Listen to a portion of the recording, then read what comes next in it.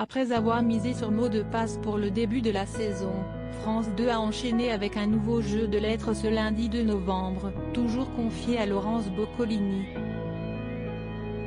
Là aussi, c'est une marque rangée au placard que la chaîne a souhaité rappeler, à savoir un mot peut en cacher un autre. L'animatrice a-t-elle confirmé ses bonnes performances? Une nouvelle formule à champion excite les personnalités. Ce sont 4 candidats anonymes, répartis en 2 équipes, qui ont croisé le fer pour atteindre la finale. Dans un premier temps, les binômes ont été priés de retrouver les réponses correspondant à des définitions en utilisant le moins de lettres possible pour gagner un maximum de points.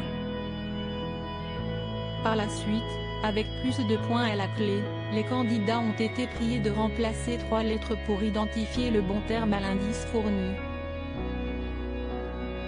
Christelle et Sylvain se sont imposés, 150-106, sur la performée de Clément et Erwan. Une cagnotte de 1 000 € était en jeu pour les 2 finalistes. Ils ont finalement séché sur le terme Égouttat mais ont remporté la somme de 200 €. La cagnotte a donc grimpé à 1 500 € ce mardi 3 novembre avec un nouveau duel pour les premiers champions de cette version 2020.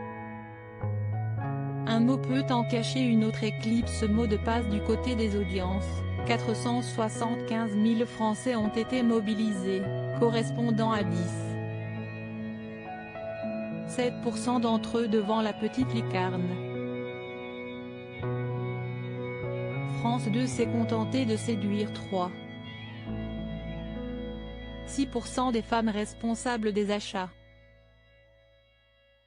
Le 31 août dernier, 307 000 aficionados avaient assisté au retour de mots de passe, soit 7,9% du public et 1,3% des téléspectatrices.